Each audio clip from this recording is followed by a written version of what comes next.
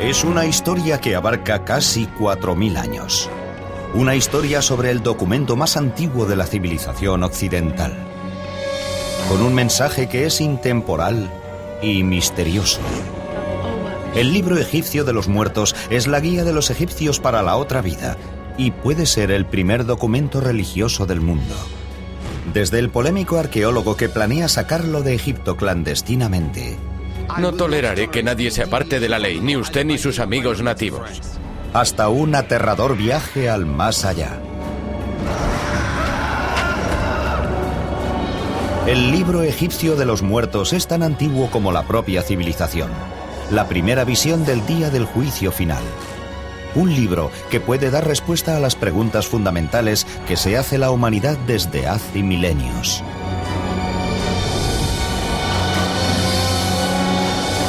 El libro egipcio de los muertos.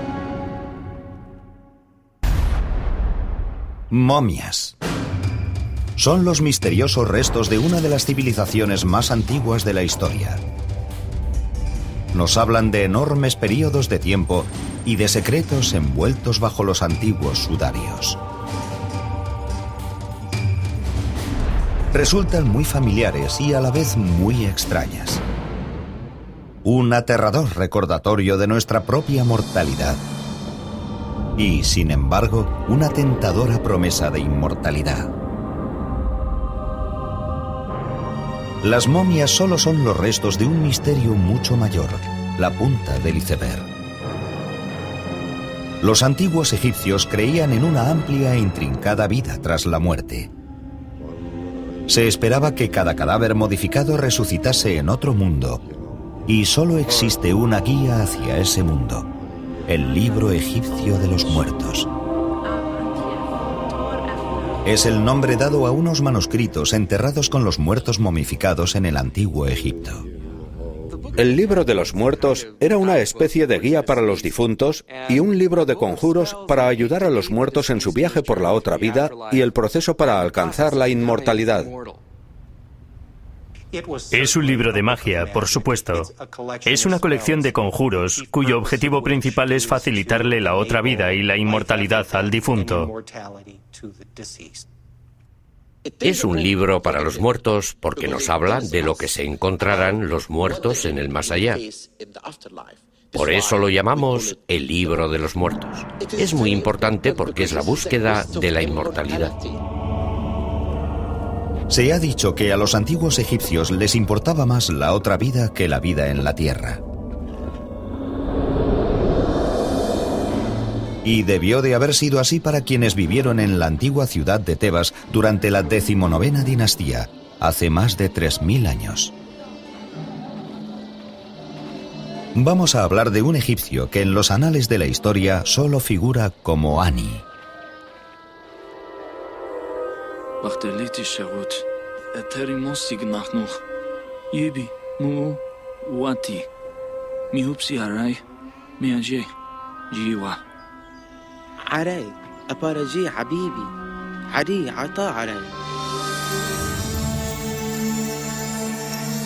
Ani vivió en un periodo álgido de la cultura egipcia conocido como el Reino Nuevo. Desde el año 1600 hasta el 1200 a.C., los faraones, con su genialidad militar, conquistaron tierras desde Nubia hasta Siria. Faraones como Ramsés y Seti construyeron enormes palacios y lujosos templos religiosos. Ani disfruta de uno de los niveles de vida más altos de la historia del antiguo Egipto. Tal vez sea solo en esos periodos de relativa prosperidad cuando una civilización empieza a meditar sobre cuestiones de filosofía, sobre la vida y sobre el más allá.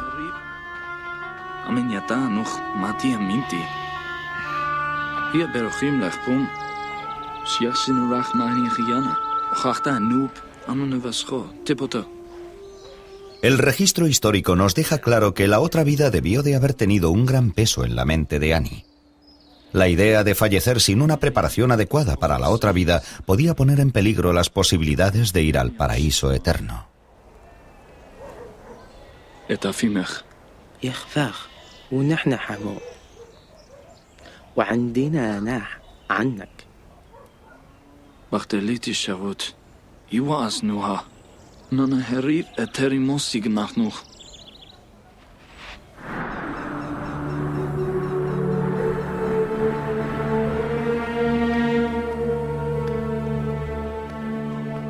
La prueba de la obsesión de Annie con el más allá es esta extraordinaria pieza de arte funerario conocida como el manuscrito de Annie. El manuscrito de Annie es por derecho una de las copias más famosas del Libro de los Muertos debido a la gran calidad del arte. La escritura y en particular las viñetas tan hermosamente pintadas se encuentran entre las más impresionantes. Los arqueólogos han descubierto más de 25.000 copias del libro egipcio de los muertos. Los textos más antiguos datan del año 1500 a.C. y los más recientes del siglo IV de nuestra era. Pero es aquí, en el afamado Museo Británico, en el corazón del Londres del siglo XXI, donde uno puede ver el famoso manuscrito de Annie, el mejor ejemplo de conservación de un libro egipcio de los muertos.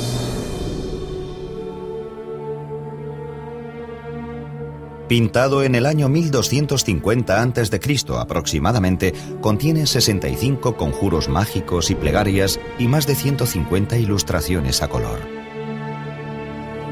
Esta exquisita obra de arte es uno de los manuscritos más largos descubiertos hasta ahora.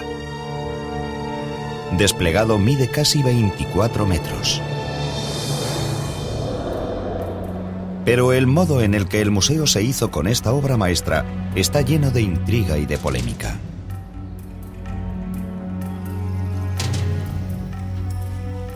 El manuscrito fue traído de Egipto en 1887 por un empleado del museo llamado Ernest Alfred Thompson Wallis Budge.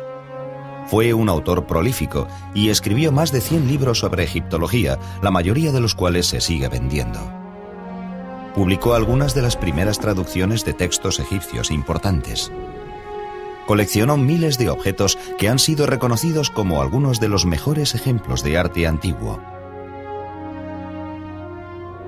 Sin embargo, hay quien dice que Budge era un erudito de segunda fila, un mal arqueólogo y un ladrón cultural que adquiría antigüedades por cualquier medio posible. Estaba allí dedicándose al robo y al pillaje, básicamente. La gente emplea juicios culturales que están totalmente fuera de lugar. En su época, el hecho de que se llevase materiales de culturas antiguas era muy normal. Desde un punto de vista moderno, no se le puede considerar un ladrón cultural.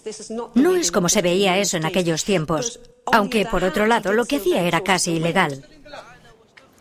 Yo creo que era un ladrón, porque uno puede ser honrado toda la vida, pero si un día roba algo, pasa a ser un ladrón. Aunque Budge es polémico hoy en día, en su época fue un respetado traductor y uno de los mejores conservadores del Museo Británico. En el otoño de 1887 lo enviaron a Egipto a recoger objetos.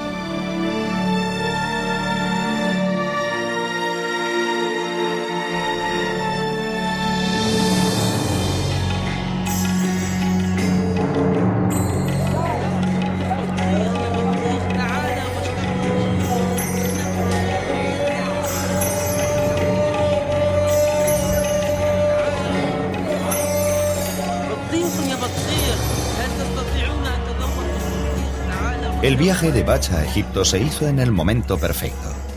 Poco después de su llegada comenzaron a surgir noticias sobre artefactos descubiertos recientemente y que él remarca en su autobiografía. Aún no llevaba muchas horas en el Cairo cuando descubrí que todo el mundo hablaba de los descubrimientos realizados en el Alto Egipto y circulaban las historias más increíbles.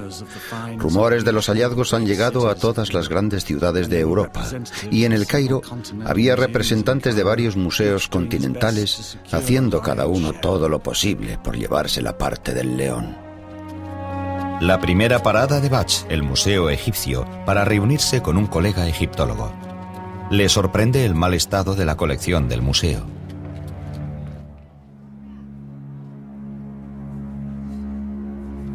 Este escarabajo le tenía que conceder la inmortalidad a su dueño. En este lugar sería una suerte que el escarabajo durase 6 meses. Egipto no tiene los recursos que tienen los grandes museos europeos, señor Bach. Pero al menos podrían limpiar el polvo. Al menos podrían evitar que el agua dañase los tesoros. Esperamos que el nuevo director ayude a que todo eso cambie. El famoso Monsieur Grevaux. Supervisando la recuperación y conservación de todos los artefactos egipcios, se encuentra con el nuevo director de antigüedades coloniales, un francés llamado Eugène Grevaux. Monsieur Grevaux arguiría que el Museo Británico no es más que otro ladrón que se lleva la herencia de Egipto clandestinamente. Típico siendo francés.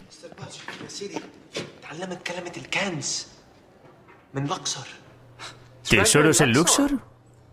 A mí eso no me suena a arqueología. Emil, le presento a mi ayudante Ramsey. No pensará hacer algo ilegal, ¿verdad? Por supuesto que no. Comprar antigüedades es un robo. No es un robo. Mientras Egipto trate de este modo sus tesoros, es conservación. Buen día, Emil.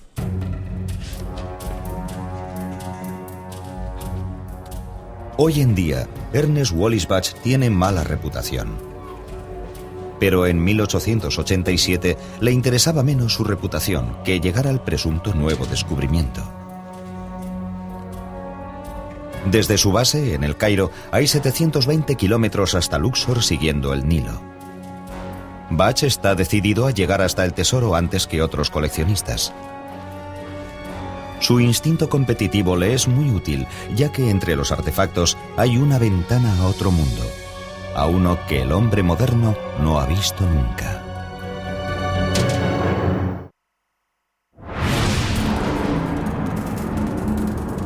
El descubrimiento del manuscrito de Ani es una de las mejores historias de la egiptología. Una aventura en la que hay conspiración, intriga y un polémico héroe. Ernest A. Wallis Bach. En 1887, Bach se encuentra en Egipto para recoger artefactos para el Museo Británico. He recibido información de un nativo de Egipto sobre que en Tebas se han realizado descubrimientos muy importantes. Me ha dicho que han descubierto una tumba en la orilla oeste del Nilo, que es la mejor de cuantas él ha visto, y que en ella hay varios rollos de papiros. Me ha pedido que vaya allí sin falta y tome posesión de todas aquellas cosas antes de que las autoridades las puedan incautar y meter en la cárcel a sus dueños. El final del siglo XIX fue una época muy dinámica de la historia de la egiptología. Por una parte estaba emergiendo la nueva arqueología, pero a la vez existía la antigua tradición del pillaje e incluso de profanación de tumbas por parte de los tratantes de antigüedades. Bach pocas veces extrajo antigüedades de tumbas. Prefería comprárselas a los tratantes. El próspero mercado negro dio lugar a una extraordinaria colección para el Museo Británico. Pero también ayudó a destruir algunos de los tesoros arqueológicos de Egipto. El mercado negro era muy malo para la venta de antigüedades. Egipto fue violado. Lo llamamos la violación del Nilo. Violaron al Nilo. Se llevaron el legado del país y ahora está en todas partes.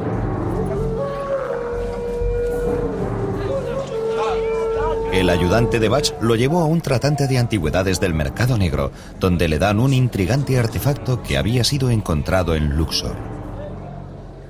Protege a los débiles de los fuertes y oye el llanto del que está encadenado.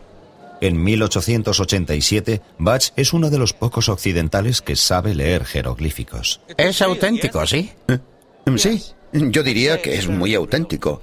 Es una descripción de Ra, el dios Sol. Es de la 18ª dinastía. Me atrevería a decir que es de una copia del Libro de los Muertos. Yo lo llamo la Biblia de los egipcios. Es el texto religioso más antiguo del mundo. No será más antiguo que la Biblia. Oh, sí que lo es. De hecho, esta parte parece ser lo que llaman confesiones negativas. Es una lista de pecados que uno no debería cometer. La verdadera fuente de los 10 mandamientos. Mahmoud. Sí. ¿Es esta la única pieza de papiro? Oh, no. El hombre que lo encontró, el que encontró el manuscrito, lo cortó en trozos pequeños como ese para vendérselos a los coleccionistas. No tengo más. ¿Pero es del nuevo descubrimiento? Sí, puedo pedir que traigan al hombre que lo encontró. Está en Luxor. El problema del mercado negro de antigüedades es que la gente acaba robando cosas y sacándolas de su contexto. Es igual de malo si se hizo en el siglo XIX como si se hace hoy. Al hacerlo, se destruye completamente la comprensión que uno pueda tener del objeto. Es un placer como siempre, Mahmoud. Supongo que sigues prefiriendo dinero europeo. Por supuesto, señor Bach.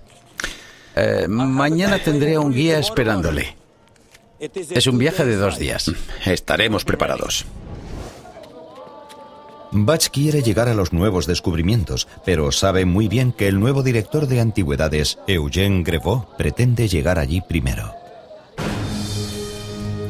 En 1887, Bach sabe que el rumoreado hallazgo de papiros manuscritos es importante, pero solo ahora se está empezando a comprender el verdadero valor histórico del Libro de los Muertos. Muchos creen que es el ejemplo más antiguo de escrituras religiosas del mundo. Se pueden ver cosas escritas en la Biblia, en el Antiguo Testamento y en el Corán. Y por lo tanto, la religión actual no llega de repente.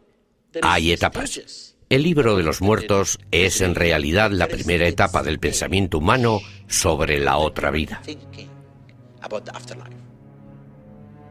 El Libro de los Muertos tiene sus antecedentes en los textos religiosos más antiguos que tenemos del Antiguo Egipto. Fueron inscritos en las pirámides durante la Quinta Dinastía alrededor del 2300 a.C. Posteriormente, reyes y nobles egipcios eligen las mismas inscripciones de las pirámides para escribirlas dentro de sus ataúdes. Y ese grupo de textos se conocen como los textos de los sarcófagos. Luego, en la época del Reino Nuevo, que tiene un tremendo resurgir en la producción literaria y artística, encontramos literatura mortuoria que empieza a reunir todos los conjuros de los sarcófagos y a escribirlos en papiros, algo que se puede llevar y enterrar con la momia. En 1250 a.C., durante la vida del escriba Ani, los conjuros del Libro de los Muertos tenían ya más de 1000 años de antigüedad. Sabemos por el registro histórico que Ani era escriba de un templo. Hoy podríamos considerarlo un contable. Sabemos que es un escriba real, encargado de cuadrar las cuentas de todas las ofertas hechas a los dioses. Los templos eran instituciones religiosas, pero también de gran importancia económica. Y él era el encargado de las ofrendas, pero también de los graneros del templo. La posición de Ani como escriba nos dice que formaba parte de un grupo educado dentro de la élite egipcia. Pero está claro que Ani debía de estar muy preocupado por su lugar en la otra vida. La eternidad solo se puede garantizar poseyendo un Libro de los Muertos. Es probable que el Libro de los Muertos fuese creado en una institución llamada la Casa de la Vida, que era un lugar conectado a los grandes complejos de templos donde se promovía el aprendizaje religioso, se ideaban los rituales, se creaban los mitos, o al menos se elaboraban, y donde se generaban los textos funerarios. Ani se habría reunido con un sacerdote en uno de los templos para preguntarle sobre el Libro de los Muertos. Había 2 formas de conseguir el Libro de los Muertos. Uno era encargándolo especialmente y teniendo que pagar posiblemente un precio alto por un libro de alta calidad diseñado para uno desde un principio. Pero también sabemos que muchos libros de los muertos se hicieron sin indicar a quién pertenecían. El nombre del propietario, que se repite durante todo el Libro de los Muertos, se deja en blanco, de modo que cuando alguien llegaba y decía que quería uno, simplemente escribían el nombre del nuevo dueño y ya estaría preparado para dejarlo en su tumba.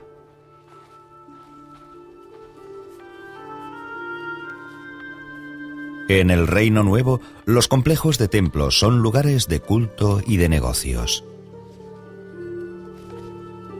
Yachim tevenot nua. Ish. Amatzachonait. Lamit achaknu bahar achukmuchim. Tabara shofet bordel.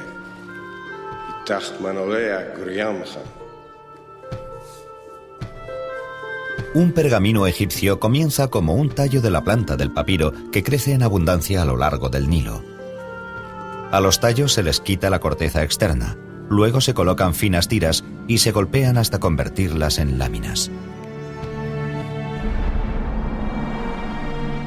En un clima seco como el de Egipto, el papiro es muy estable y puede durar miles de años sin deterioro alguno. El paso siguiente para crear un libro de los muertos sería escribir los conjuros. La profesión de escriba era una de las más apreciadas en el mundo antiguo. Controlaban los conocimientos, y los conocimientos son poder. Un escriba no llegaba a ser un escriba accidentalmente. Hacían falta años de rigurosa preparación, empezando por pequeños que se enviaban a las escuelas de escribas en los templos o en el Palacio Real. Pasaban años y años para llegar a dominar los miles de símbolos del lenguaje jeroglífico. En el antiguo Egipto, el lenguaje es mágico, tiene el poder de crear. Es muy parecido a la idea del Evangelio de San Juan sobre que en el principio existía el verbo. Existe un principio primordial del lenguaje, que, por supuesto, forma parte de lo que es el libro de los muertos. Su objetivo es crear otra vida llena de dicha. La parte final de la creación del libro de los muertos sería pintar las imágenes individuales o viñetas. Se cree que dichas imágenes tenían un poder mágico, el suficiente para determinar el destino de un hombre.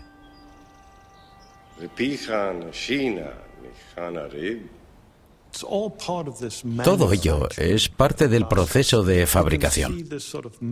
Se puede entrever una especie de producción en serie para confeccionar, para ensamblar un libro de los muertos según lo hubieran pedido.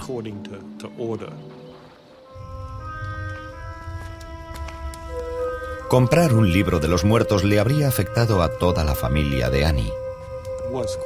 Era muy caro.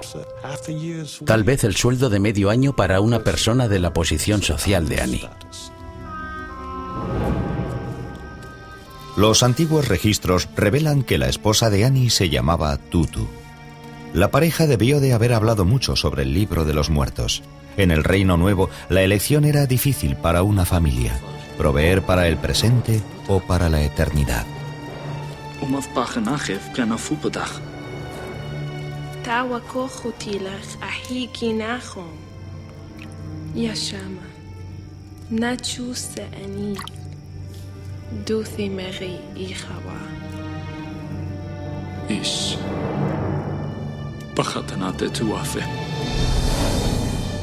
La búsqueda del libro de los muertos por parte de Annie hará su nombre famoso en los tiempos modernos, pero no antes de que Wallis Budge reciba cierta atención por su parte.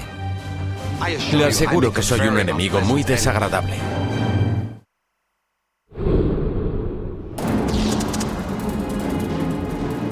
Se ha dicho que la del antiguo Egipto era una cultura de muerte.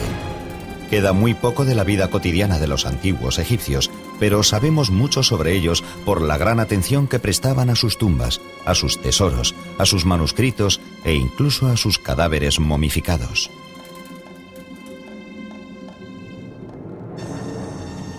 Hoy la religión de los faraones se encuentra con la tecnología del siglo XXI. En un estudio sin precedentes, los egiptólogos utilizan ciencia médica de vanguardia con momias de 3000 años de antigüedad. La tecnología digital permite que los egiptólogos desenvuelvan a sus momias prácticamente sin dañar sus preciados tesoros.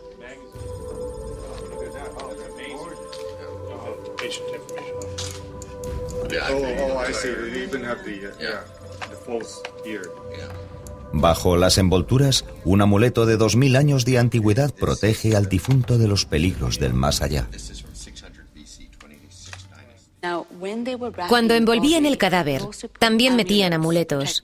Amuletos protectores alrededor del cuerpo, tanto por delante como por detrás, para ayudar a que el cuerpo llegara a la otra vida. Y lo bonito es que algunos de dichos amuletos están relacionados con el libro de los muertos. Y están allí para proteger al cadáver de peligros específicos que se van a encontrar durante su recorrido hasta el más allá. Pero ¿por qué se molestaban los antiguos egipcios en conservar a sus muertos? Los antiguos egipcios momificaban a sus muertos porque creían que el alma necesitaba un vehículo más físico para disfrutar de todos los placeres de la otra vida.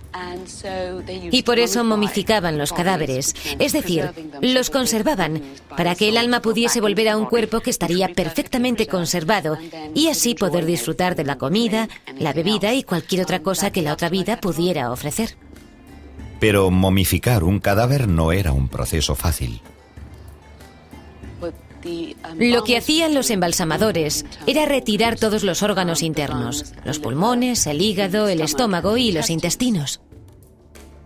Metían los órganos en vasijas ceremoniales conocidas como vasijas canópicas que luego serían sepultadas con el cadáver. Después se utilizaba un gancho largo para extraer el cerebro por la nariz. Los egipcios no creían que el cerebro fuese un órgano esencial. Se puede ver que el defecto está aquí, por donde entran a través de la nariz, haciendo un orificio en la base del cráneo para extraer el cerebro. Una vez extraído el cerebro, derretían resinas y vertían resina líquida a través de la nariz y movían la cabeza para que el cráneo quedase bañado. Eso se hacía para evitar el crecimiento de bacterias en el cráneo. El corazón era el único órgano que dejaban en el interior del cuerpo. Se consideraba el centro de inteligencia y sentimientos, algo que necesitarían en la otra vida. Lavaban el cadáver, lo secaban utilizando natrón, que es una especie de sal. Lo mezclaban con bicarbonato de sodio y una vez que habían pasado 40 días de disecación, untaban el cadáver con aceites y ungüentos y luego lo envolvían con rituales y una gran ceremonia. Así terminaba la momificación. Después lo enterraban. Pero la momificación solo era el principio de un largo viaje, el viaje del alma del difunto. Y el libro egipcio de los muertos era la única guía hacia una vida de ultratumba.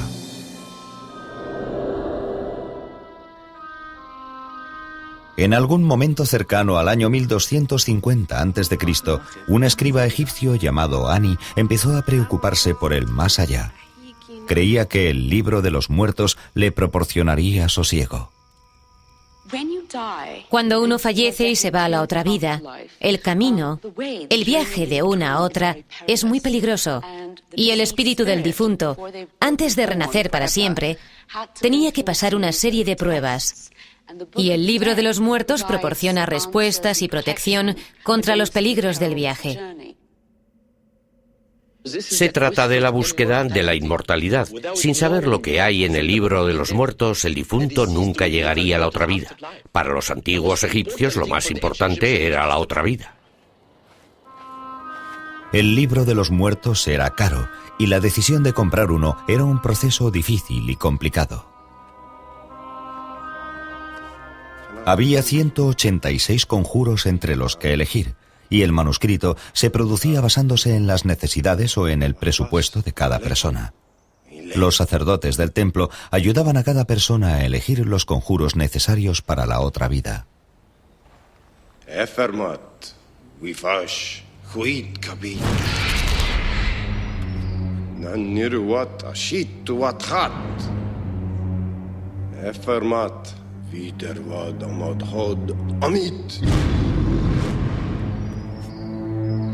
Mad kuheidioso Anyat aminti Fez hamanan wulit tanuch. A veces me pregunto si los libros de los muertos no empezaron siendo algo extra para ganar dinero.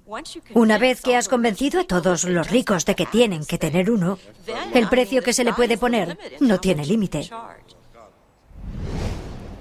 Es posible que la creación de un libro de los muertos propio fuese además un símbolo de posición social de la época. El libro de los muertos era demasiado caro para una persona normal.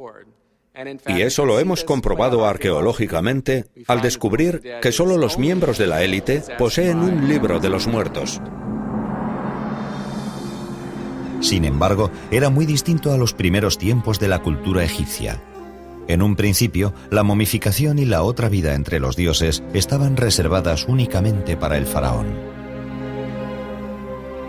Pero en la época de Ani, en el siglo XII a.C., las clases medias e incluso los pobres esperaban tener otra vida tras la muerte y estaban dispuestos a pagar por ella.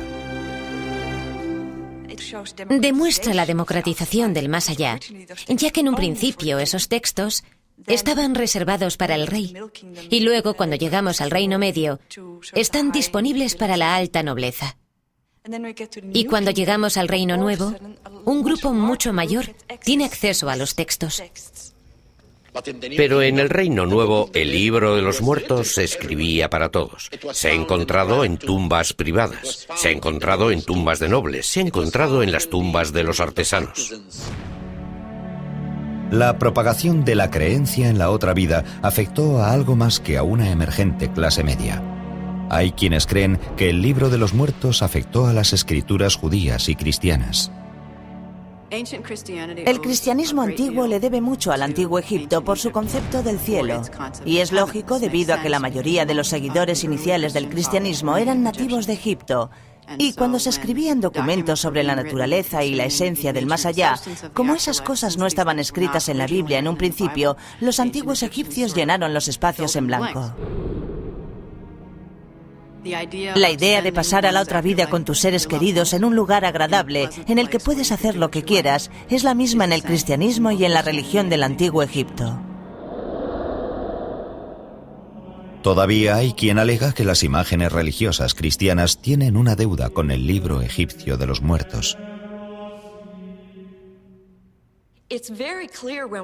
Cuando estudiamos la historia del Nuevo Testamento, queda muy claro que, de hecho, la competencia principal para la religión de Jesús era la religión de Isis y de Osiris, y de su hijo, Horus.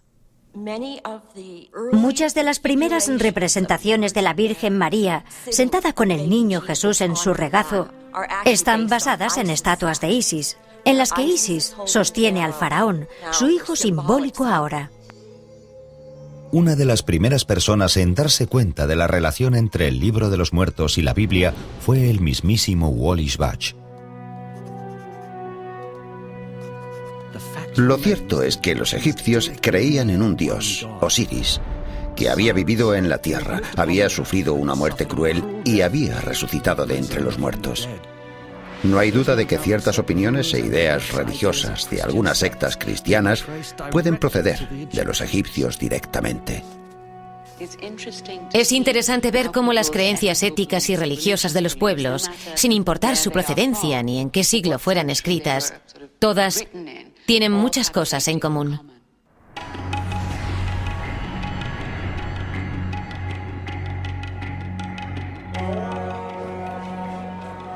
Cuando Ernest Wallis Budge llega a Egipto en 1887, el país está controlado por una coalición europea.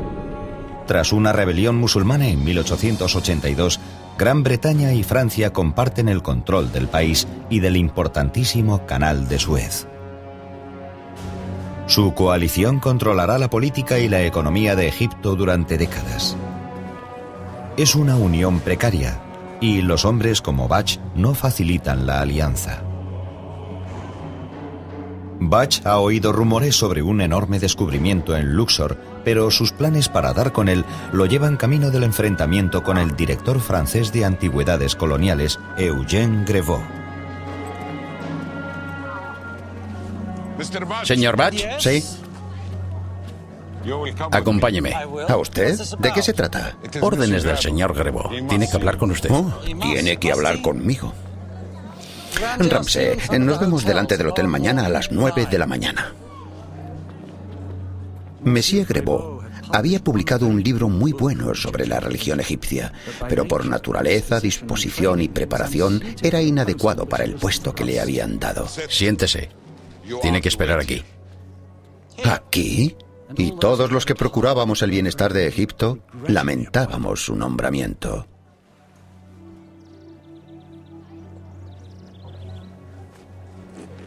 Disculpe el subterfugio, señor Batch. Me pareció impropio que vieran en público al director del Museo Egipcio con un hombre de su reputación. Oh, Monsieur Grebot, supongo. Mi reputación y la de mi museo se encuentran entre mis honores más preciados. ¿Le apetece un té? Me temo que tendrá que volver al Museo Británico con las manos vacías, señor Batch.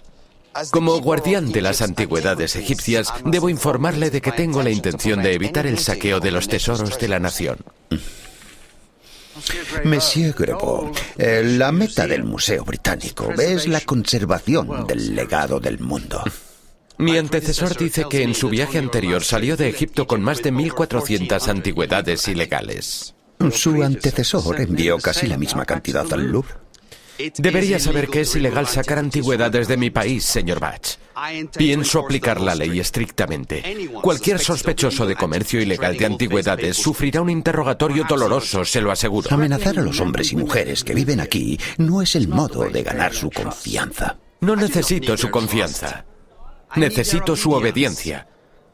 Todas las antigüedades pertenecen al Estado y al Museo del Estado. Pero esta gente se ha ganado la vida con las antigüedades durante generaciones. En vez de luchar contra ellos, debería llegar a un acuerdo. Eso le conducirá a hallazgos más importantes. La ley está muy clara. Todas las antigüedades, descubiertas o no, están bajo mi jurisdicción. No toleraré que se aparten de la ley ni usted ni sus amigos nativos. Bien.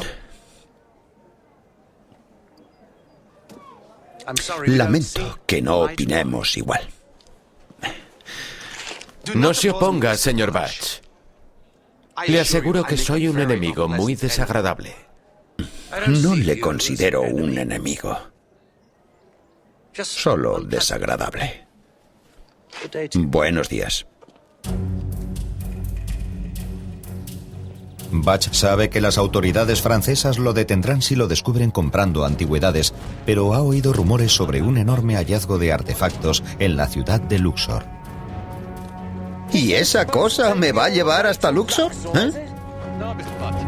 Batch está dispuesto a arriesgarse a una detención, a la cárcel o a algo peor para conseguir los tesoros.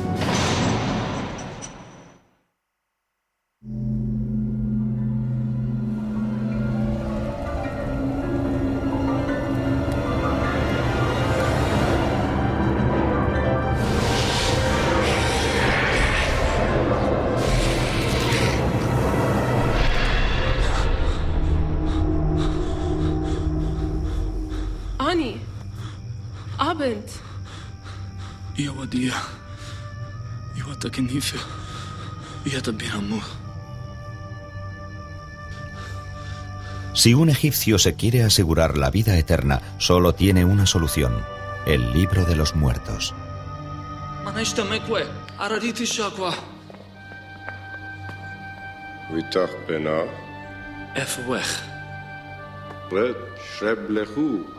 El libro de los muertos era distinto para cada persona que lo compraba. Tenemos hasta 189 capítulos que podrían estar en el libro de los muertos. De hecho, casi nunca se da el caso de que tengamos los 189. Y creemos que los escribas basaban su teología en las preferencias de sus clientes. Tenían mucha libertad de acción en cuanto a la composición del libro de los muertos. Un conjuro o un ensalmo mágico es dicho con el propósito de ayudar al difunto a alcanzar la vida eterna o la inmortalidad tras la muerte. Los conjuros incluidos en el libro de los muertos contenían protecciones contra los demonios que podían atacar al difunto. Incluso hay uno para evitar que fallezca una segunda vez. Los egipcios se enfrentaban a duros trabajos físicos en el más allá, ya que tenían que arar y cultivar los campos de los dioses.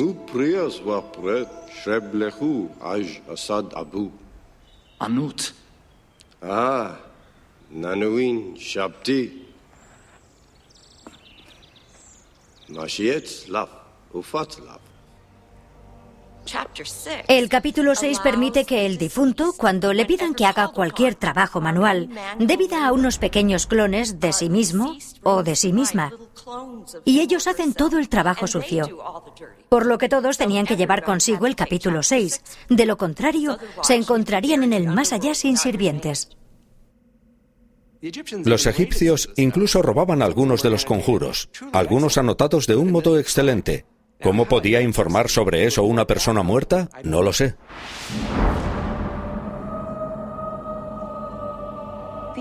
Los egipcios creían que el corazón era el órgano más importante que uno poseía y que era donde vivía el alma. Creían que allí estaba su esencia. Creían que todo procedía de allí. Y por eso dejaban el corazón en el cuerpo, ya que creían que era necesario como parte del proceso para llegar a la otra vida. Un órgano tan importante necesitaba protección extra, y esa protección llegaba en la forma del escarabajo del corazón. El escarabajo del corazón es una representación de un escarabajo. El motivo por el que es un escarabajo es que en Egipto el escarabajo simbolizaba el sol naciente, un escarabajo alado elevándose sobre el horizonte, por lo que el escarabajo del corazón estaba asociado a la idea del sol naciente. El sol naciente era el símbolo de la resurrección de los egipcios muertos. El escarabajo llevaba inscrito en su embés uno de los conjuros del libro de los muertos, que básicamente explica por qué uno no mintió, no robó, no engañó y era de buen corazón. Así estaba justificado. El escarabajo del corazón era un poco como un informe para el difunto. Les preocupaba mucho que el corazón pudiera revelar ciertas cosas que habían hecho mientras estaban vivos y que podrían dañar sus posibilidades de llegar a la otra vida.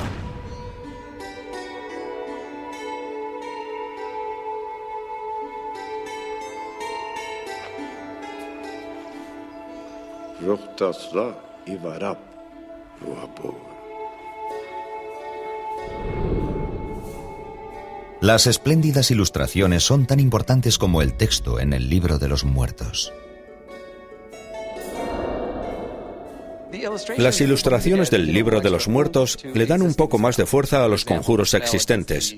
Por ejemplo, el conjuro contra el escarabajo demonio que le podía devorar a uno tenía una gran representación, y eso le daba una fuerza mágica al conjuro, ayudándole al difunto a vencerle.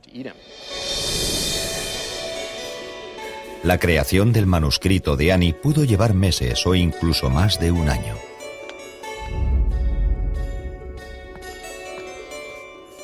Para un antiguo egipcio, el tiempo y el esfuerzo merecían la pena, ya que tenía que durar toda la eternidad. Solo podemos imaginarnos la alegría de Ani cuando su manuscrito estuvo finalmente terminado.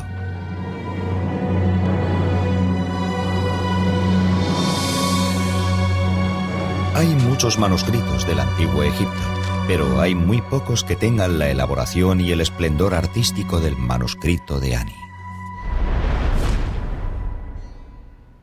Nadie entiende eso mejor que James Wasserman, artista gráfico y productor de libros. Cuando vi este manuscrito me quedé sin aliento. Era algo increíble. El color, la riqueza, el misterio de las imágenes. El poder que había en él era fenomenal, evidentemente, y al mismo tiempo estaba estudiando los textos para descubrir qué demonios era aquel libro. Wasserman creó un libro del manuscrito de Ani en el que no solo se expone el pergamino de 24 metros, sino que lo combina con su traducción al inglés. Uno puede leer el libro de los muertos de Ani tal como él mismo lo habría visto. Si uno lee, estudia y medita sobre las imágenes y las historias que hay en el libro de los muertos, nota una sensación de orgullo, una sensación de pertenencia. El iniciado pretende aprender y perseverar por medio de pruebas de su carácter moral. Aquí vemos a Ani y a Tutu acercándose a la escena más dramática de todo el papiro, donde el corazón de Ani será puesto en la balanza y sopesado contra la pluma de la verdad de la diosa Maat. Si su corazón es demasiado pesado, será devorado inmediatamente por este monstruo, Amit. be devoured by this monster, Amit.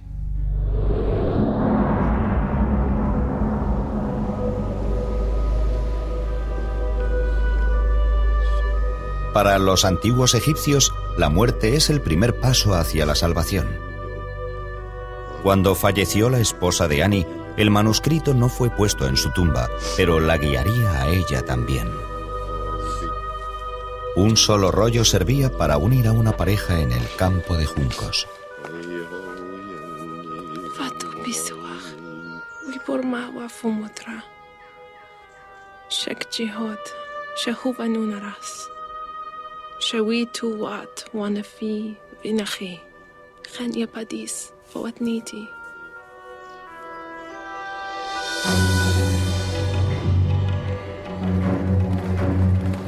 Tres 3000 años después de la muerte de Ani, Ea Wallis Budge tiene una misión.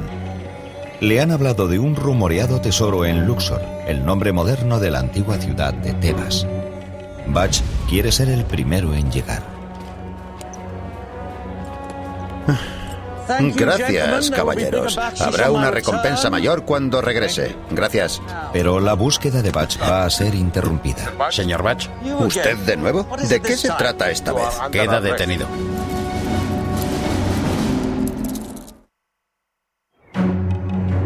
En el Cairo, en 1887, el egiptólogo Ea Wallis Budge sale hacia Luxor en busca de un tesoro de antiguos artefactos recién descubierto, pero la búsqueda de Budge es interrumpida.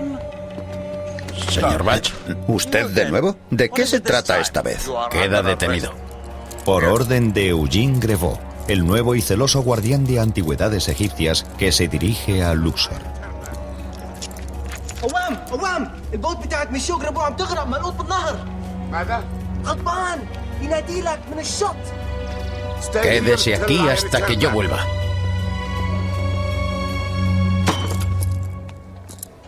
Ramsay había descubierto que Monsieur Grevaux partía hacia Luxor aquella misma mañana y le dijo al capitán de su barcaza que si encallaba, Budge le daría 70 euros.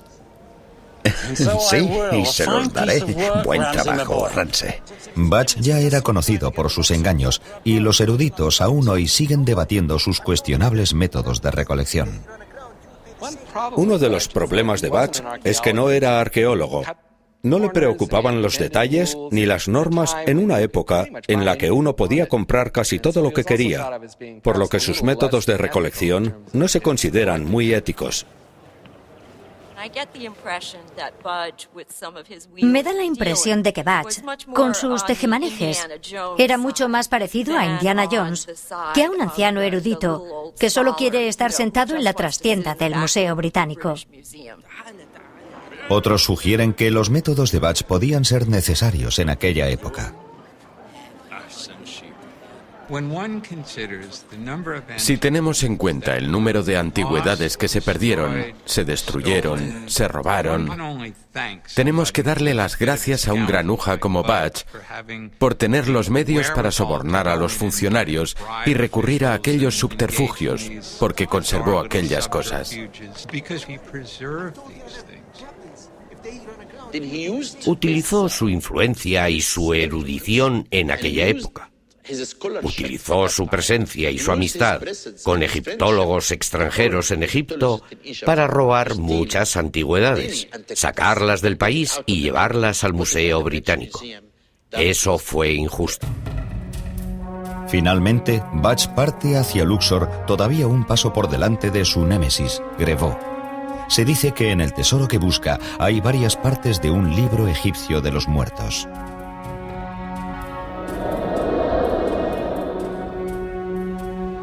Cuando llegué a Luxor, descubrí que los tratantes habían cogido muchos objetos valiosos de las tumbas del occidente de Tebas. No. Busco antigüedades. ¿Antigüedad? Los tratantes trataban con desdén el derecho del gobierno a todas las antigüedades de Egipto. Las antigüedades abundaban.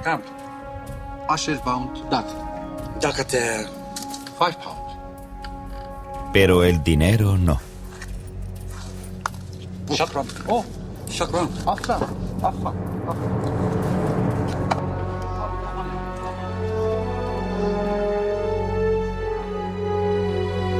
Bach solo se podía imaginar el aspecto de aquellas ruinas en tiempos de los faraones.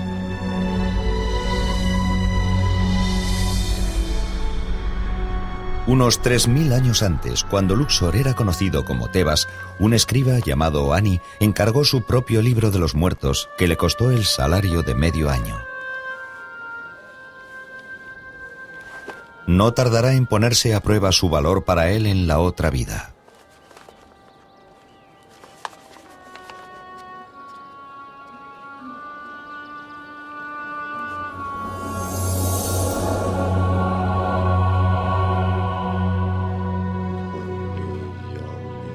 No podemos saber cómo falleció Ani, pero sabemos bastante sobre cómo fue enterrado.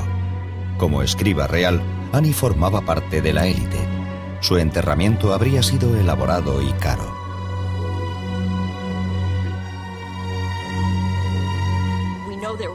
Sabemos que había distintas gamas de precios para la momificación. Los pobres elegían una forma de momificación acorde con sus bajas rentas. Una persona pobre sería llevada por su familia para enterrarla en la arena, delante de la tumba o la pirámide de otro, con la esperanza de que el pobre pudiera seguir sus pasos. Era como un reguero. Si uno llegaba a un funeral de gama alta, su momificación podía tardar hasta 272 días y tenía los mejores ataúdes y sarcófagos. Tras la momificación, el difunto era colocado en un trineo con forma de barco arrastrado por bueyes y era llevado a su tumba, en uno de los grandes cementerios que salpicaban la orilla oeste del Nilo.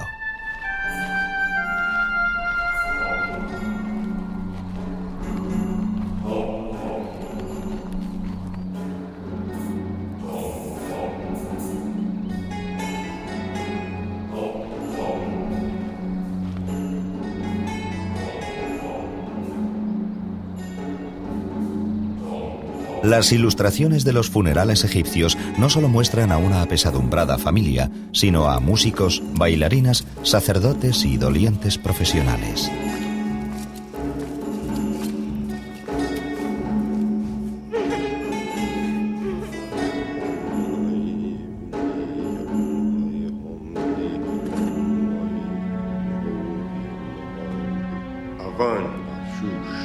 El rito funerario final de una momia era la colocación del libro de los muertos. Ahora el difunto tiene todo lo necesario para su viaje hacia un nuevo y misterioso mundo.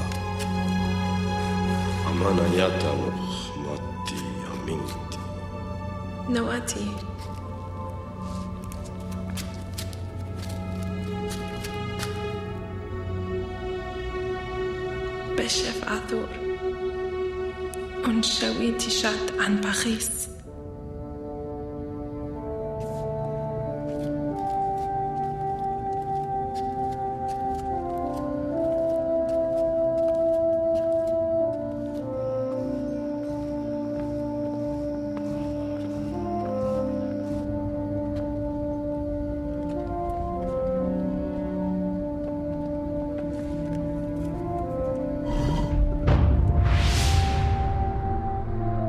Los faraones del antiguo Egipto están enterrados en elaboradas tumbas.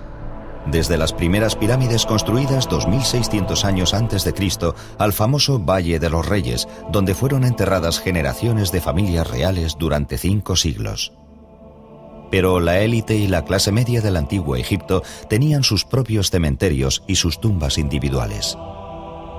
Y esas tumbas, con su gran cantidad de joyas y antigüedades, son desde hace siglos el objetivo de los ladrones de tumbas. En la época en la que Ernest Wallis Bach llega a Luxor, el saqueo de tumbas es una antigua profesión transmitida de padres a hijos durante generaciones. Muchos nativos comerciaban abiertamente con antigüedades. Detestaban a los funcionarios del servicio de antigüedades porque estaban convencidos de que su meta era conseguir antigüedades, no para conservarlas en el Museo del Cairo, sino para venderlas ellos. Estaban dispuestos a tratar con cualquiera que no estuviera al servicio del gobierno egipcio. Se lo vendo porque ya le había comprado antes a mi familia. Pero no debe traer aquí al francés. ¿Entendido? Tranquilo, no lo traeré. Eso se lo puedo prometer, Hassan.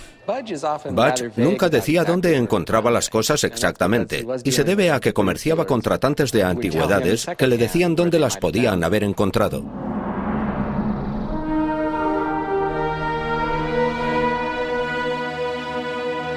Es muy probable que llevasen a Bach a Kerna, en la orilla oeste del Nilo, muy cerca del Valle de los Reyes. Allí, los habitantes habían construido su hogar encima de un cementerio de nobles que fueron saqueando sistemáticamente durante el siglo XIX. Estos son los mejores tesoros. 19ª dinastía. Sí, tal vez pueda darle un buen precio. Hassan, ¿cuánto quiere por todo? 300 euros. Hecho. ¿Puedo mirar eso? Es basura. Tesoros rotos, no es nada. Lléveselo.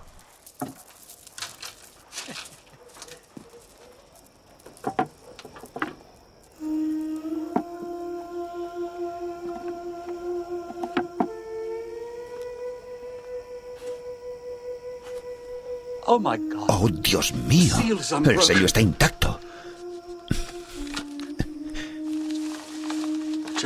Caballeros, creo que estamos viendo un documento que no ha sido tocado desde hace 30 siglos. Oh. Aquí dice, salve, Ra, creador de los dioses. Ramsey,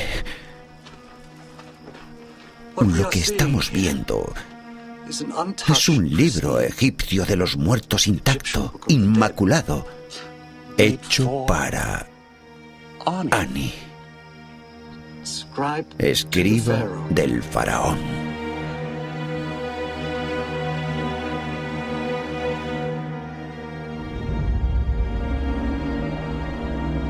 Para un egiptólogo como Bach, un manuscrito es un objeto fascinante, pero para un antiguo egipcio como Ani, el rollo es la llave para la vida en el más allá.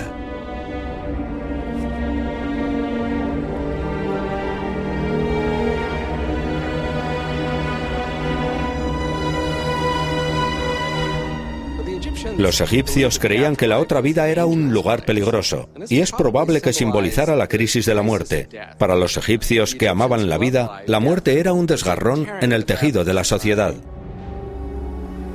Para los antiguos egipcios, la muerte es solo el principio de un viaje plagado de peligros.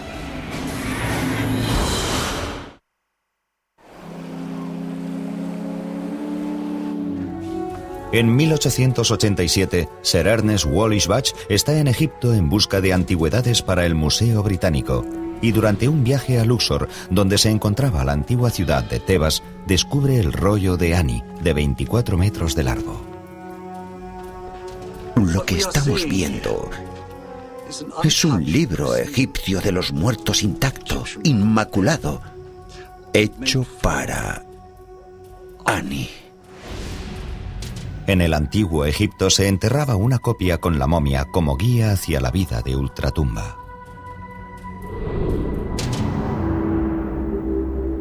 Los egipcios creían que tras la muerte las personas se despertaban en el bajo mundo o Duat. Y era en ese misterioso lugar donde el difunto se enfrentaba a una serie de retos y de luchas. El mayor reto era superar y no ser derrotado por las fuerzas demoníacas que vivían en la otra vida y que amenazaban tanto a los dioses del bajo mundo como a los propios difuntos.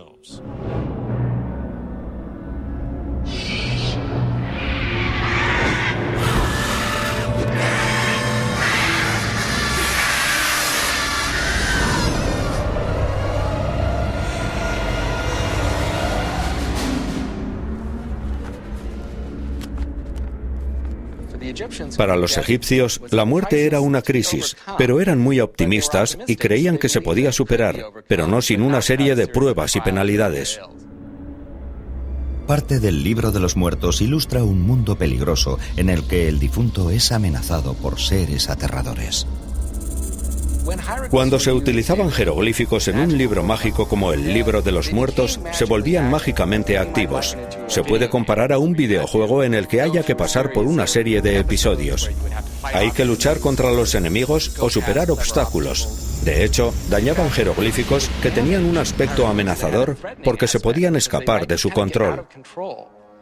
Por ejemplo, uno de los jeroglíficos más comunes tiene forma de víbora cornuda, una de las serpientes más mortíferas del mundo. Se utiliza en muchos conjuros y textos, y la rompían en dos para que la víbora no pudiese saltar de la pared y atacar al dueño. Pero si el jeroglífico no estaba dañado, podía cobrar vida y atacar. Para Annie, su protección está en los conjuros del Libro de los Muertos.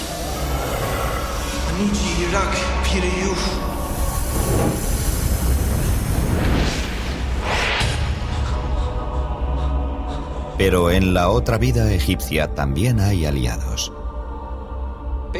Basándonos en textos como el Libro de los Muertos, creemos que los difuntos eran recibidos inmediatamente por el dios Anubis, que también era conocido como abridor de caminos y guía para los muertos a través de la otra vida.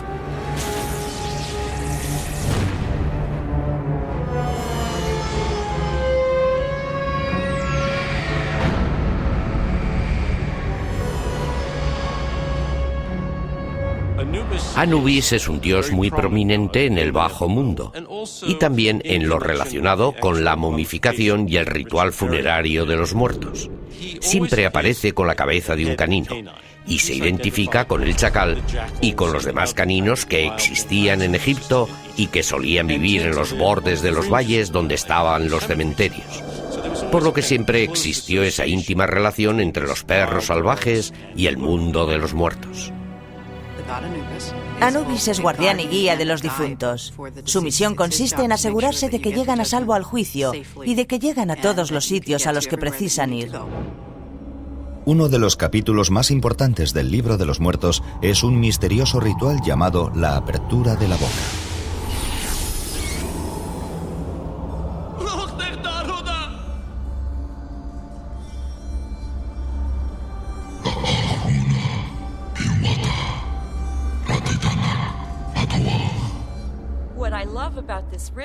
Lo que me encanta de este ritual es que no solo les abrían la boca simbólicamente, sino también los ojos y los oídos, que es en realidad una afirmación filosófica. La ceremonia de la apertura de la boca era un despertar espiritual del cuerpo. Una vez que la persona había muerto, sus sentidos se cerraban, y eso permitía que el cuerpo se convirtiera en un recipiente para el alma del difunto, para que pudiera ver, saborear las ofrendas y oler el incienso. Podían escuchar las plegarias que rezaban, así como utilizar el Libro de los Muertos para que les ayudase en su viaje a través de la otra vida.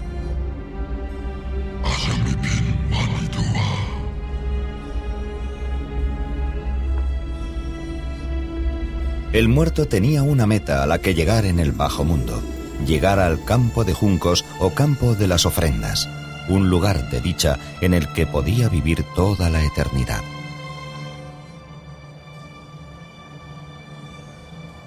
Pero llegar al campo de las ofrendas es un viaje largo y difícil, plagado de amenazas.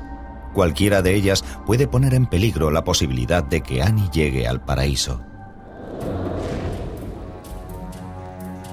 En 1887, Ernest Wallis Budge está en Luxor y solo un paso por delante de las autoridades egipcias y francesas.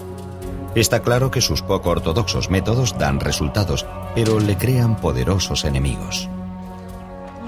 Mira esto, Ramsey. Más de 3000 años y los colores del manuscrito aún brillan. Es casi como si todavía estuviera vivo. Sí. ¿Son así todos los libros de los muertos? No, y he visto unos cuantos. Este descubrimiento solo se da una vez en la vida, o en varias vidas. Tenemos que asegurarnos de que llegue a casa a salvo. Señor Budge, ¿quiere tomar un café con mi familia y conmigo? Bach está casi preparado para irse cuando le interrumpen unos invitados muy inoportunos. Café turco para todos los trabajadores. ¿Café? ¿Café? ¿Café? No, gracias, señor Bach. Estoy demasiado ocupado deteniendo a ladrones de antigüedades. Omar, dígales que confisquen todos estos artículos. Eso me pertenece. Esto le pertenece a la nación de Egipto y usted irá a la cárcel. Ya hemos detenido a los otros ladrones de tesoros de este barrio, pero parece que hemos dejado lo mejor para el final. Oiga, Cremó, estos hombres son empleados del gobierno británico. Guarde silencio, señor Bach. Me ha dejado en ridículo una vez, pero no volverá a repetirse. Asegúrese de que la caravana esté cargada por la mañana y lista para salir hacia el Cairo.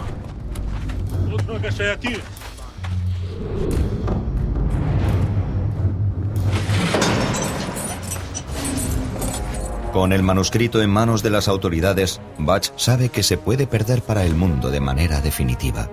O algo peor, robado y recortado en forma de recuerdos en el mercado negro. Los métodos de los que Bach es partidario pueden ser ahora la destrucción de su mayor descubrimiento.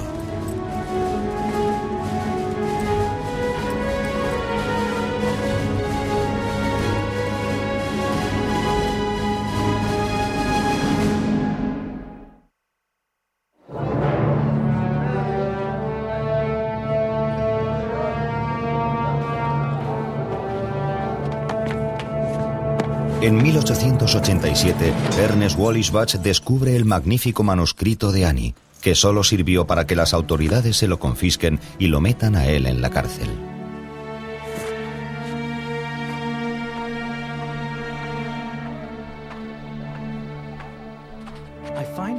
Me encuentro en una situación muy difícil. Encarcelado en Luxor, acusado por los franceses, irónicamente, de ser un ladrón de tumbas. Y todo ello tras haber realizado el que tal vez sea el mayor descubrimiento de mi carrera. Un antiguo rollo funerario que perteneció a un escriba llamado Annie, de vivos colores y lleno de fantásticas imágenes de miles de años de antigüedad. Creo que puede tratarse de la primera vez que un hombre haya expresado sus creencias espirituales por escrito. Un verdadero gran descubrimiento. Por supuesto, necesito tiempo para estudiarlo, para poder entender su significado. Lo triste es que posiblemente no vuelva a caer en mis manos.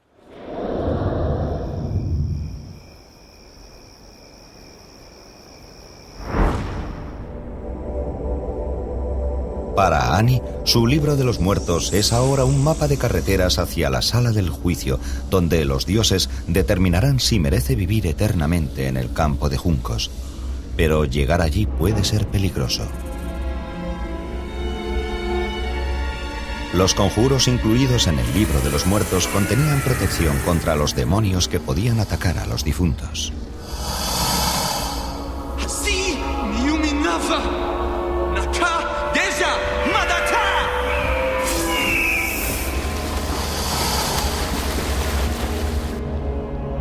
Un conjuro era una protección contra un escarabajo gigante llamado Asharu que podía devorar al difunto.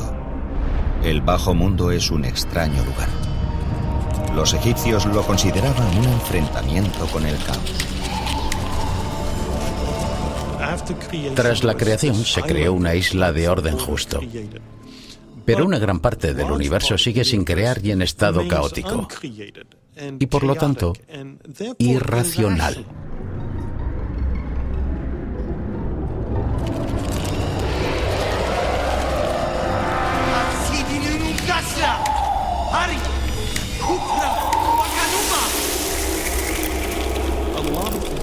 Una buena parte del libro de los muertos trata sobre ese tipo de magia irracional, de luchar contra fuerzas irracionales con medios irracionales.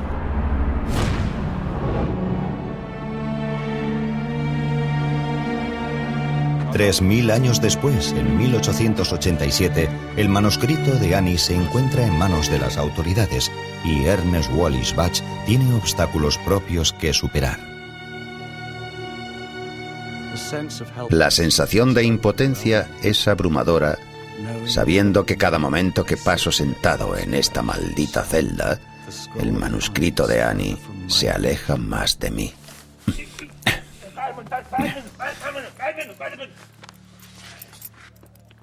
باج الإنجليزي وحسام السارق أنتما حران انطلقا من هنا انطلقا راح ما راح ليش How did you get us out of here? أنا ما شفتك بخشيش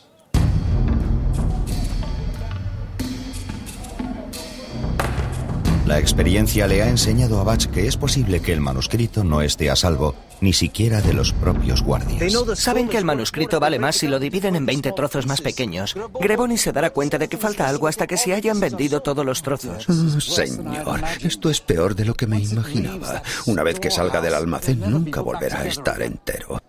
¿Alguna idea? Me he dado cuenta de algo. Ese hotel. El almacén está construido contra su pared.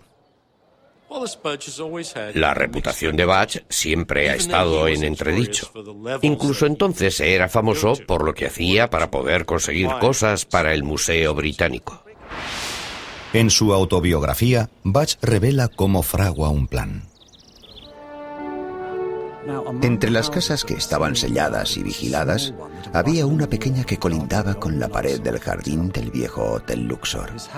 La casa era una fuente de considerable ansiedad para mí, ya que en ella estaba almacenado el papiro de Annie. Mi única esperanza era hablar con el director del hotel. Ya veo que los tesoros de Egipto están a punto de ser destruidos, o como mínimo de ser enviados a Francia, todo debido a un desafortunado malentendido con Monsieur Grebot. Sin embargo, podemos salvar el tesoro. De hecho, algunos pequeños tesoros pueden incluso llegar a las paredes de su hotel, y solo sería necesario llegar a un acuerdo concreto. ¿Qué clase de acuerdo? Butch contrata a varios hombres de la localidad para abrir un túnel en la pared del hotel hasta el almacén donde se encuentra el manuscrito de Annie. Es asombroso lo rápido que trabajan. Estos hombres han estado extrayendo tesoros de las tumbas bajo sus casas durante siglos. La pared de un hotel de 50 años no significa nada para ellos. Faltando solo una noche para que las autoridades se lleven el manuscrito de Annie, ¿será suficiente el plan de Butch o se perderá para siempre su gran descubrimiento?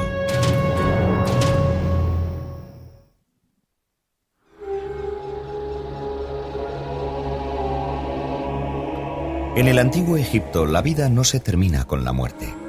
De hecho, los antiguos egipcios creían que la muerte era solo el principio de un largo y arduo viaje. Un viaje que podrá acabarse con la salvación o la aniquilación. Annie espera que su libro de los muertos lo lleve a una vida en el paraíso, pero aún tiene que superar muchas pruebas y puede ocurrir cualquier cosa.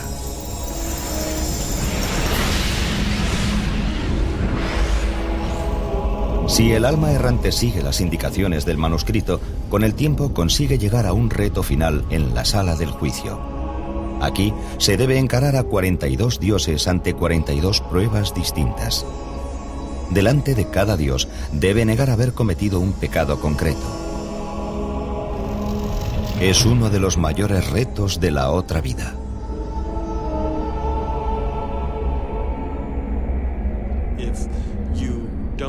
Si no sabes las respuestas correctas, las cosas correctas que debes decir en ese momento, se supone que no vas a poder pasar por esa puerta con éxito hacia la vida siguiente.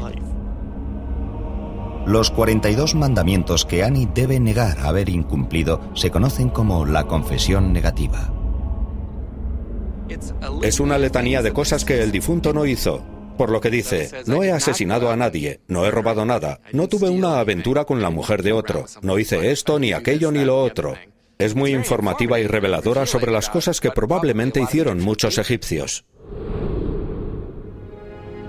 Pero lo probable es que solo gracias a los conjuros del libro de los muertos logren superar las confesiones negativas.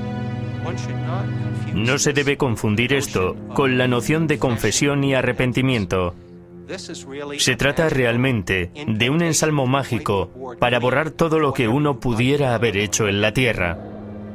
Un dato interesante es que la mayoría de los 10 mandamientos se puede encontrar en las confesiones negativas. ¿Podrían haberse copiado los 10 mandamientos escritos varios siglos después del libro de los muertos, de la confesión negativa? En el libro de los muertos no hay nada que diga que solo hay un Dios. No hay nada que diga que se debe venerar a un solo Dios. Sin embargo, casi todos los 10 mandamientos, las cosas que prohíben los 10 mandamientos, aparecen en el libro de los muertos. Egipto fue el hogar de Moisés. Es fácil ver los distintos modos en los que el libro de los muertos y la cultura egipcia han influido en la Biblia. Tanto si las confesiones negativas son el origen de los 10 mandamientos como si no lo son, los egipcios creían que una persona debía haber llevado una buena vida. Hay muchos dioses que dirían, ¿qué hiciste? Es casi igual que hacer un examen. Le harían distintas preguntas al difunto para saber si había hecho algo malo. Tienes que abrir todas las puertas. Y no es fácil pasar por esas puertas. Estaban guardadas, con grandes escorpiones. Y tienes que responder a las preguntas o te comen. Ani se encara a cada dios detallado en el libro de los muertos. Dioses con nombres aterradores como engullidor de espíritus y quebrantahuesos. Awasif. Pira, Miana. Anish Anata.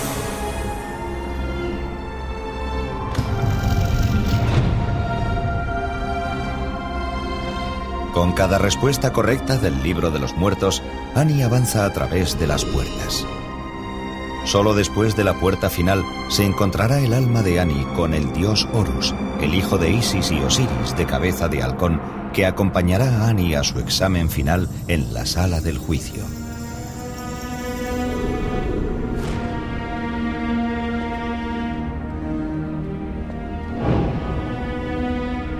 El momento decisivo del libro egipcio de los muertos se conoce como pesar el corazón.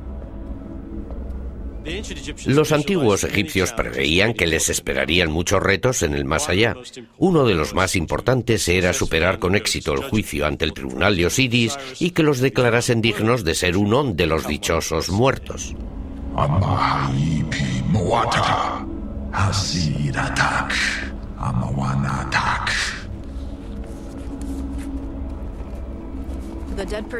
El corazón de la persona muerta es el símbolo de su inteligencia, de sus emociones e incluso de su mente.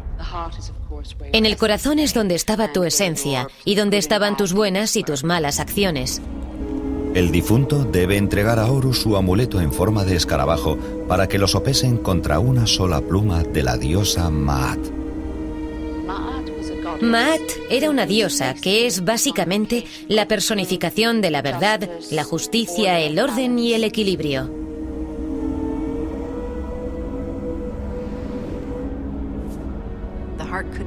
El corazón no podía pesar más que la verdad, pero tampoco podía pesar menos. Tenía que pesar lo mismo. Lo interesante es que esas frases todavía existen en nuestro lenguaje y se oye decir que alguien tiene el corazón pesado o el corazón ligero. Ningún difunto se quería ver atrapado confiando solo en la pureza de su corazón. Por eso el libro de los muertos, con los conjuros apropiados, supone la diferencia. Te ayuda a pasar por los pelos. Pero existe la posibilidad de que no pases la prueba.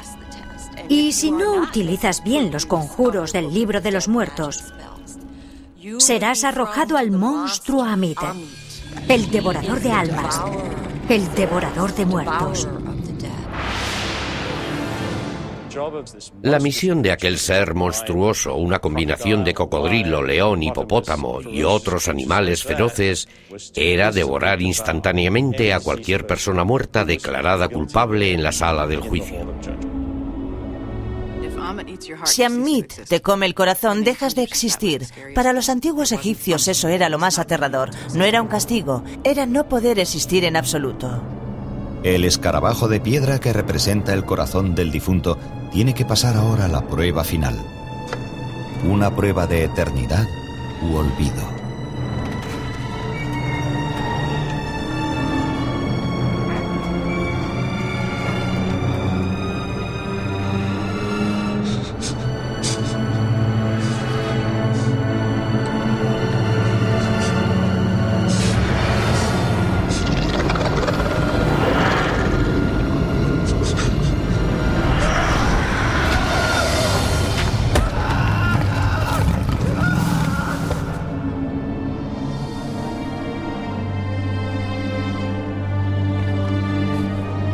Cuando Annie llega a la sala del juicio, sabe que casi se han terminado las pruebas en la tierra de los muertos.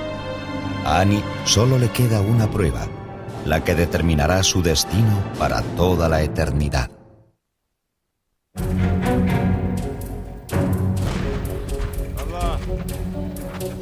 Tras haberle confiscado el manuscrito de Annie las autoridades egipcias, Ernest Bach intenta ahora recuperarlo. La casa donde estaban almacenadas las antigüedades colindaba con la pared del Hotel Luxor. El resultado fue que varios obreros empezaron a cavar bajo la pared para abrirse paso a través de los blandos ladrillos de la casa. Le digo que he oído algo. Nadie podría entrar estando nosotros vigilando. Asegúrese de que la caravana esté cargada y lista para mañana por la mañana. Y no quiero retrasos.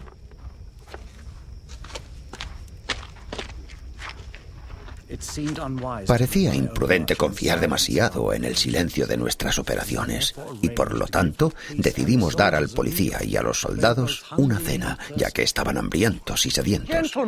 Caballeros, me temo que me han ordenado volver a Inglaterra. Muchos echarán de menos sus pequeños regalos. Oh, amigo mío, no tiene importancia. Bach era un personaje muy extraño. Tiene un lado bueno y un lado malo. Su lado bueno son sus publicaciones. Su lado malo es que le robó a Egipto. Y, caballeros, me gustaría ofrecerles una pequeña cena en representación de mi gratitud y mi amistad. ¿Ramsey? تفضلوا تفضلوا تفضلوا يا جماعة. Eat well, gentlemen. Bach sabe que si lo sorprenden será el fin de su carrera y pasará muchos años en una prisión egipcia. Pero cree que vale la pena arriesgarse para recuperar tan inestimable obra maestra.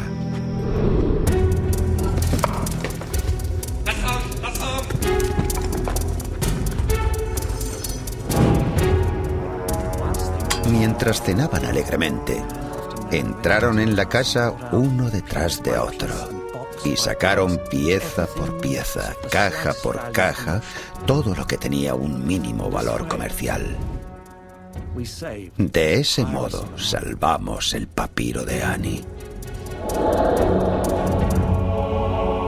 3000 años antes, Annie cree que el libro de los muertos es inestimable para él.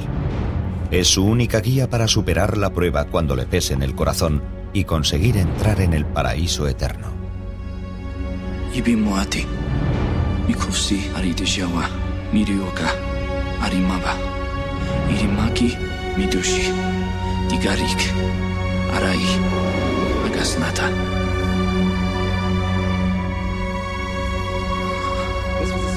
Era un conjuro que le decía al corazón literalmente que no le delatase. El conjuro estaba ideado para que el corazón no dijera, tuviste una aventura con la esposa de otro, o robaste. Estaba ideado para que dijera, has sido muy bueno, sin problemas. Algunas personas han sugerido que el escarabajo corazón podía ser una manera de abrirse camino por medio del engaño, pero yo creo que representa mucho más. El concepto que una persona necesita para tener calma emocional y estar preparada para lo que pueda ocurrir. Necesita controlar sus emociones, porque para los egipcios el corazón era la sede de sus emociones.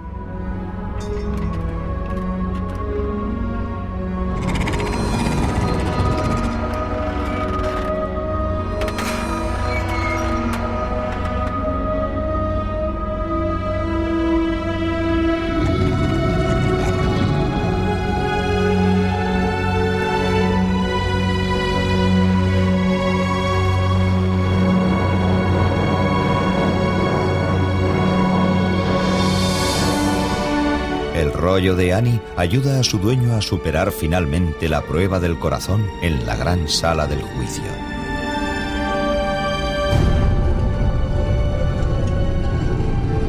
Su viaje ha terminado, su experiencia ha finalizado y ahora puede entrar en el paraíso, en el dichoso campo de juncos.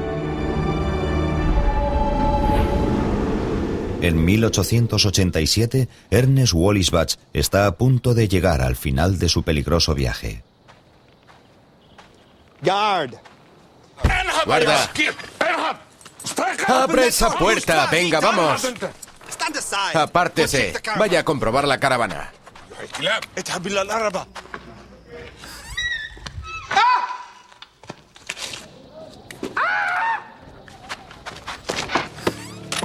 Ha desaparecido. Ha desaparecido todo.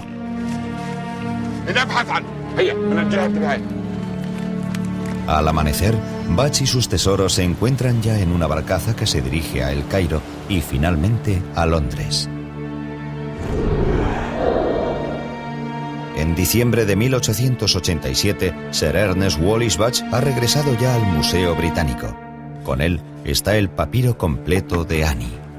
Por primera vez, quienes visiten el museo podrán ver todo el libro de los muertos. Aunque lo que le haría Bach es tan polémico como él mismo. Cuando llegó al Museo Británico, lo cortó en secciones con las que podía trabajar. Ordenó que lo pegaran sobre tableros de madera para que pudiera ser traducido. Desde un punto de vista tecnológico, uno casi podría perdonárselo. Pero por otra parte, destruyó la integridad del papiro para siempre. Bach pasa el resto de su vida en el Museo Británico como conservador de antigüedades egipcias. La mayor parte de sus 14 libros todavía se publican, aunque incluso estos causan polémica. Escribió muchos libros populares, pero rápidamente y sin mucho cuidado, y de hecho, sus traducciones ya estaban desfasadas cuando fueron publicadas en la década de 1890. Bach tiene una reputación mixta entre los egiptólogos. Produjo mucho, pero su erudición no siempre fue considerada sólida. Y su ética de colección dejaba mucho que desear, desde luego. Yo hoy en día todavía leo sus libros. Sus libros son muy importantes.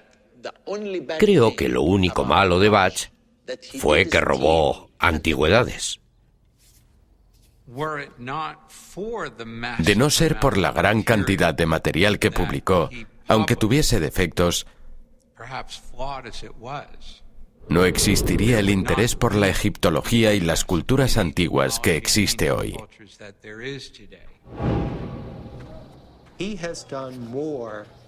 Hizo más para popularizar el libro egipcio de los muertos, para popularizar la noción de la otra vida egipcia, que cualquier otro erudito, que cualquier otro texto que se haya publicado.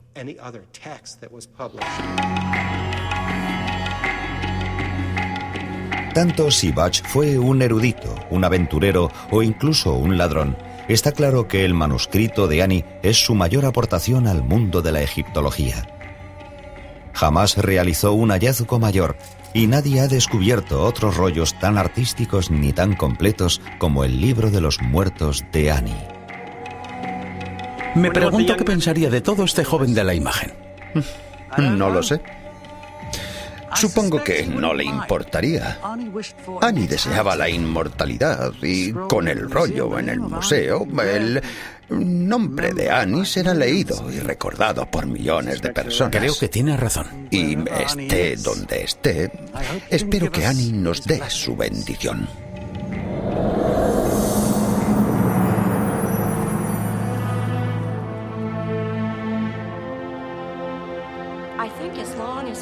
Creo que mientras los humanos tengamos preguntas sobre el significado de la vida y de la muerte, el libro de los muertos va a seguir teniendo bastante relevancia. Los antiguos egipcios escribieron ese libro no porque ansiaran la muerte, sino porque adoraban la vida y querían que continuase. El libro de los muertos imagina que el lugar de mayor dicha en el que podemos estar es aquí, en la tierra.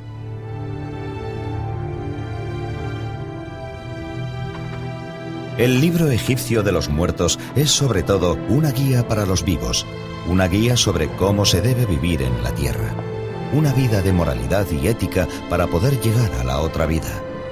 Pero los misterios de los antiguos egipcios perduran. Son los misterios que se encuentran en el corazón del libro egipcio de los muertos.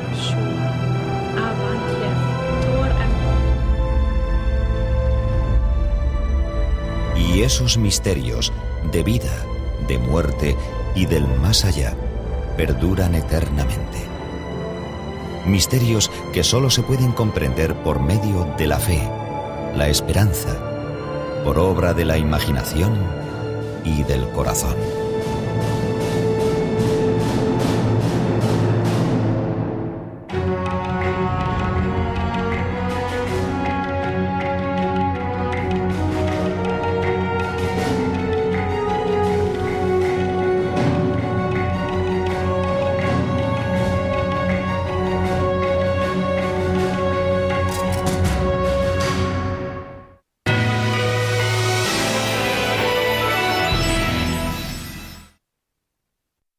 Para ayudar a los muertos en su viaje por la otra vida y el proceso para alcanzar la inmortalidad. Es un libro de magia, por supuesto. Es una colección de conjuros cuyo objetivo principal es facilitarle la otra vida y la inmortalidad al difunto. Es un libro para los muertos porque nos habla de lo que se encontrarán los muertos en el más allá. Por eso lo llamamos el libro de los muertos. Es muy importante porque es la búsqueda de la inmortalidad. Se ha dicho que a los antiguos egipcios les importaba más la otra vida que la vida en la tierra. Y debió de haber sido así para quienes vivieron en la antigua ciudad de Tebas durante la 19ª dinastía, hace más de 3000 años. Vamos a hablar de un egipcio que en los anales de la historia solo figura como Ani.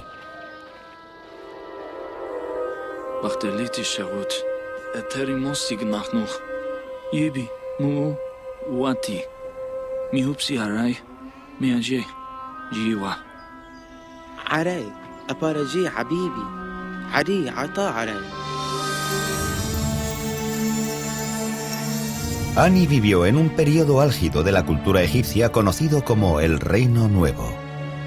Desde el año 1600 hasta el 1200 a.C., los faraones, con su genialidad militar, conquistaron tierras desde Nubia hasta Siria.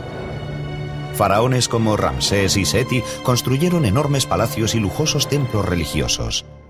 Ani disfruta de uno de los niveles de vida más altos de la historia del antiguo Egipto.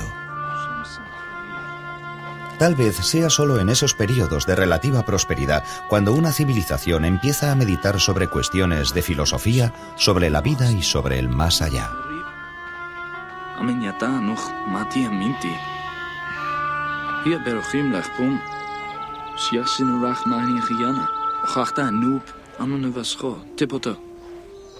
El registro histórico nos deja claro que la otra vida debió de haber tenido un gran peso en la mente de Ani.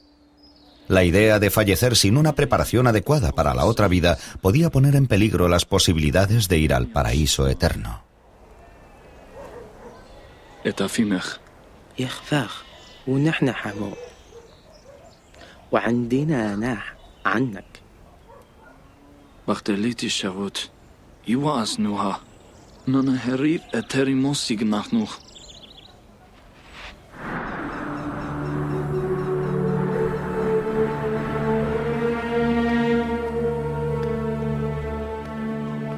La prueba de la obsesión de Ani con el más allá es esta extraordinaria pieza de arte funerario conocida como el manuscrito de Ani. El manuscrito de Ani es por derecho una de las copias más famosas del Libro de los Muertos debido a la gran calidad del arte. La escritura y en particular las viñetas tan hermosamente pintadas se encuentran entre las más impresionantes. Los arqueólogos han descubierto más de 25.000 copias del libro egipcio de los muertos. Los textos más antiguos datan del año 1500 a.C. y los más recientes del siglo IV de nuestra era.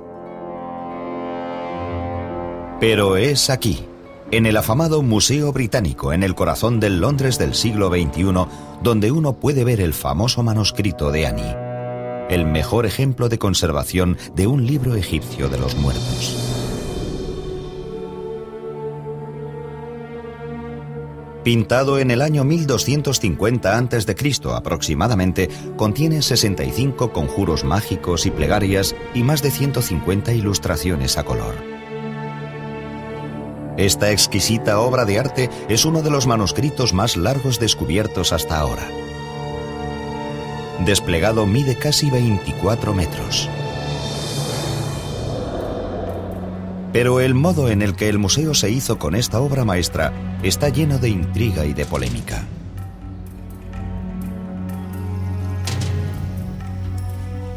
El manuscrito fue traído de Egipto en 1887 por un empleado del museo llamado Ernest Alfred. En el Alto Egipto, y circulaban las historias más increíbles. Rumores de los hallazgos han llegado a todas las grandes ciudades de Europa, y en el Cairo había representantes de varios museos continentales haciendo cada uno todo lo posible por llevarse la parte del león. La primera parada de Bach, el Museo Egipcio, para reunirse con un colega egiptólogo.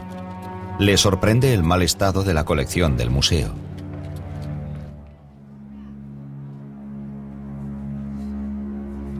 Este escarabajo le tenía que conceder la inmortalidad a su dueño. En este lugar sería una suerte que el escarabajo durase 6 meses. Egipto no tiene los recursos que tienen los grandes museos europeos, señor Bach. Pero al menos podrían limpiar el polvo. Al menos podrían evitar que el agua dañase los tesoros. Esperamos que el nuevo director ayude a que todo eso cambie. El famoso Monsieur Grevaux.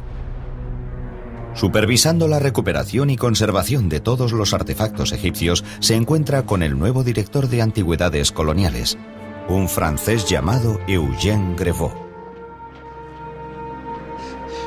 Monsieur Grevaux arguiría que el Museo Británico no es más que otro ladrón que se lleva la herencia de Egipto clandestinamente. Típico, siendo francés.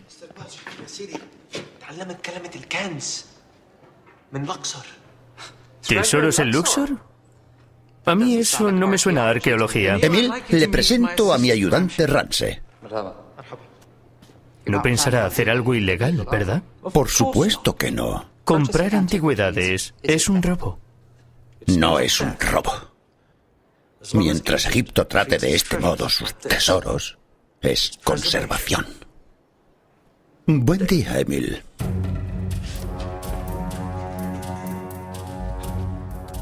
Hoy en día, Ernest Wallis Bach tiene mala reputación. Pero en 1887 le interesaba menos su reputación que llegar al presunto nuevo descubrimiento.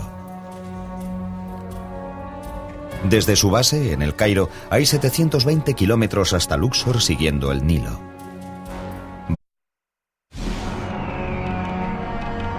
Es una historia que abarca casi 4.000 años. Una historia sobre el documento más antiguo de la civilización occidental. Con un mensaje que es intemporal y misterioso. El libro egipcio de los muertos es la guía de los egipcios para la otra vida y puede ser el primer documento religioso del mundo. Desde el polémico arqueólogo que planea sacarlo de Egipto clandestinamente. No toleraré que nadie se aparte de la ley, ni usted ni sus amigos nativos. Hasta un aterrador viaje al más allá. El libro egipcio de los muertos es tan antiguo como la propia civilización. La primera visión del día del juicio final. Un libro que puede dar respuesta a las preguntas fundamentales que se hace la humanidad desde hace milenios.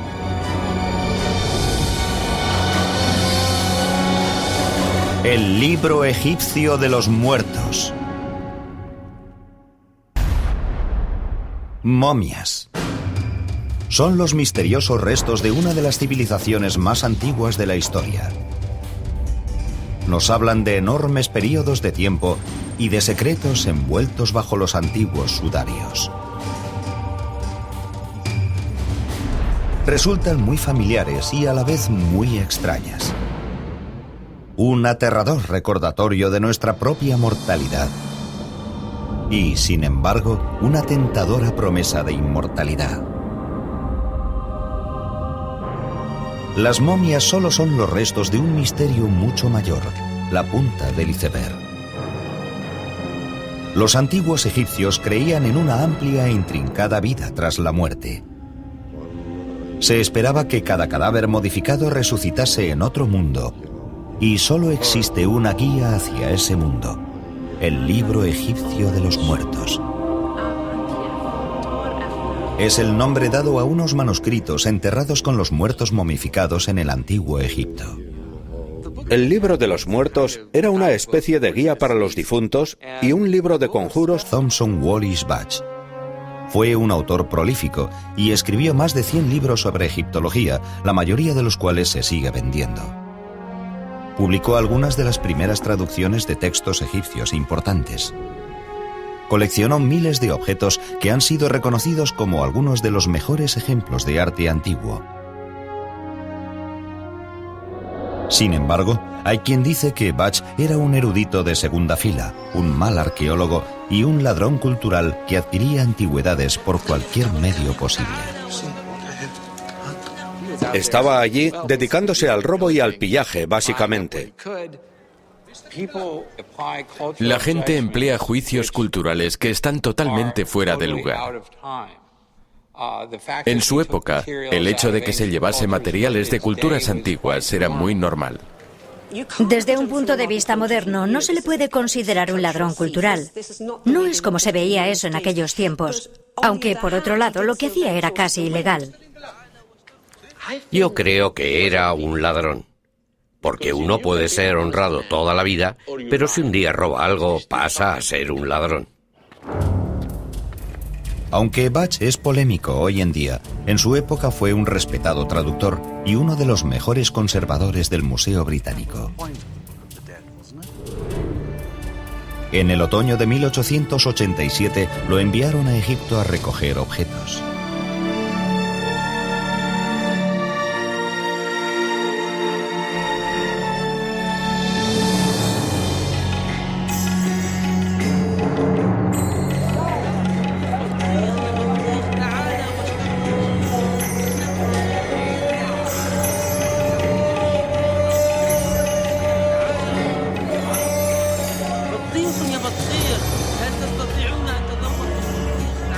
El viaje de Budge a Egipto se hizo en el momento perfecto.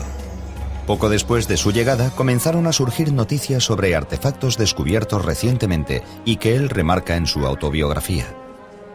Aún no llevaba muchas horas en el Cairo cuando descubrí que todo el mundo hablaba de los descubrimientos realizados